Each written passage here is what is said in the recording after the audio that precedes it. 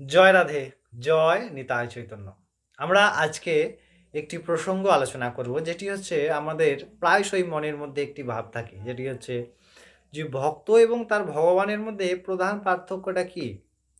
ভগবান তো সবসময় বলেন অহংকার বিমুক্ত হওয়াই সর্বদা সঠিক পথ। তাহলে ভগবান কি নিজে মালিক এবং ভক্ত তার দাস? তিনি একজনের মালিক এই ভাব নিয়ে থাকেন, বা ভক্ত সর্বদাই কি কেবলমাত্র তার দাস নিয়ে থাকেন? এমন কিন্তু নয়।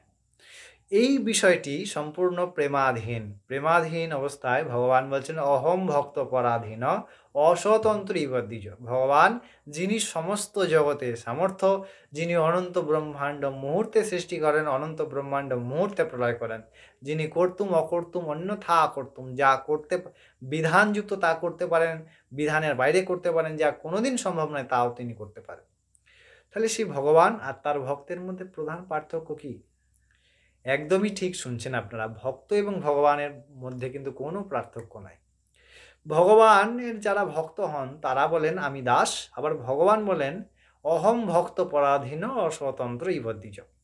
হ্যাঁ, যিনি সেই পরমাত্মা তত্ত্বকে বা সেই ভগবানকে বাদ দিয়ে নিজেকে, অর্থাৎ ঈশ্বর অংশ জীব অবিনাশী চেতন অমল সহজ সুখ রাশি, সেই সচ্চিদানন্দের যা স্বরূপ তার ভক্তেরও তেই স্বরূপ।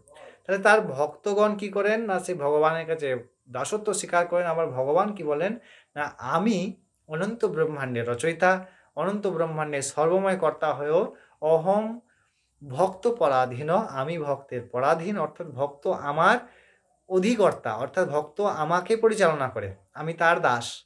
ভগবানের ভক্ত বলেন যে আমি ভগবানের দাস, আবার ভগবান বলছেন যে আমি ভক্তের দাস। অর্থাৎ দুজনের তো অস্তিত্ব নেই, প্রধানত একই তো আছেন, তিনি তো খেলছেন সমস্ত জায়গায়, কারণ ভগবান ছাড়া দ্বিতীয় কোথাও কোনো অস্তিত্ব নাই।